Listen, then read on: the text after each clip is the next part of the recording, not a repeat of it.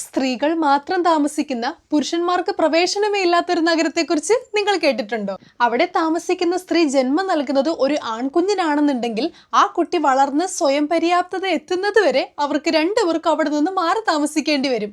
എന്തിന്? American president ഒരു പെണ്ണാണെങ്കിൽ മാത്രമേ ഈ ഒരു നഗരത്തിലേക്ക് പ്രവേശനം പോലും ലഭിക്കുകയുള്ളൂ. കഴിഞ്ഞ 48 വർഷങ്ങളായിട്ട് ഒരു കുറ്റകൃത്യം പോലും അവിടെ ഇതുവരെ റിപ്പോർട്ട് ചെയ്തിട്ടില്ല. ഏകദേശം 1000-ലധികം ഏക്കറിലായി വ്യാപിച്ചു കിടക്കുന്ന ഈ ഒരു സ്ഥലം നിയന്ത്രിക്കുന്നത് പോലും 40 സ്ത്രീകളാണ്. അതെ, ഞാൻ പറഞ്ഞു വരുന്നത് അമേരിക്കയിലെ ഒറിഗൺ സ്റ്റേറ്റിലുള്ള വിമൻസ് ലാൻഡിനെ കുറിച്ചാണ്. ഈ ഒരു സ്ഥലത്തിന്റെ പേര് പോലും WOMEN എന്നല്ല, മെൻ എന്നുള്ളൊരു പദം ഒഴിവാക്കാൻ വേണ്ടിയിട്ട് MYN എന്ന പേരിലാണ് ഉപയോഗിക്കുന്നത് പോലും. അമേരിക്കയില് 1970-കളിൽ ആരംഭിച്ച വുമൻസ് ലാൻഡ് മൂവ്മെന്റ് എന്നുള്ള ആശയത്തിൽ നിന്നുമാണ് ഇങ്ങനെ ഒരു നഗരം പിറവിയെടുക്കുന്നത്. പുരുഷാധിപത്യമില്ലാതെ തങ്ങൾക്ക് സമാധാനമായിട്ട് ജീവിക്കണം എന്നുള്ളൊരു ആശയത്തോടു കൂടിയാണ് ഈ സ്ത്രീകൾ ഇങ്ങനൊരു നഗരം നിർമ്മിക്കുന്നത് തന്നെ. വളരെ സ്വയം പര്യാപ്തത നിറഞ്ഞൊരു നഗരമാണിത്. വൈദ്യുതിക്ക് പോലും അവർ പുറം ലോകത്തെ ആശ്രയിക്കുന്നില്ല.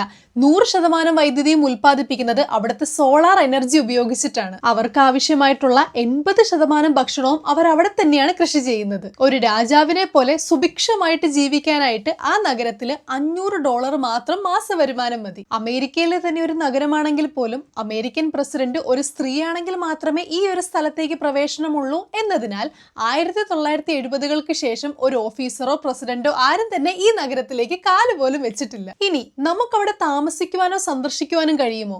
ഇല്ല എന്നുള്ളതാണ് ഉത്തരം. നമ്മൾ എത്ര കോടി രൂപ മുടക്കാമെന്ന് പറഞ്ഞാൽ പോലും അവിടേക്ക് നമുക്ക് ആർക്കും പ്രവേശനമില്ല. ഇനി അഥവാ നമുക്ക് അങ്ങോട്ട് പ്രവേശിക്കണമെങ്കിൽ പോലും ആ നഗരത്തിലുള്ള എല്ലാ സ്ത്രീകളും വോട്ട് ചെയ്താൽ മാത്രമേ സാധിക്കുകയുള്ളൂ. അതിൽ ഒരാൾ പോലും താല്പര്യം പ്രകടിപ്പിക്കാണ്ടിരുന്നാലും പറ്റില്ല. പ്രകൃതിയോടിണങ്ങി കൃഷിയൊക്കെ ചെയ്ത് വളരെ ലളിതമായിട്ടുള്ളൊരു ജീവിതമാണ് അവിടെയുള്ള സ്ത്രീകൾ നയിക്കുന്നത്. സ്ത്രീകൾക്ക് സമാധാനമായും സുരക്ഷിതമായിട്ടും ജീവിക്കാനും പ്രകൃതിയുമായിട്ട് കൂടുതൽ അടുക്കാനുമുള്ളൊരു സ്ഥലമായിട്ടാണ് അവരിതിനെ കാണുന്നത്. ഇത് കേട്ടപ്പോൾ എനിക്ക് വളരെ ഇൻട്രസ്റ്റിംഗ് ആയിട്ടുള്ള ഒരു കാര്യമായിട്ട് തോന്നി. ഇതുപോലൊരു സ്ഥലത്ത് താമസിക്കാൻ നിങ്ങൾ തയ്യാറാകുമോ?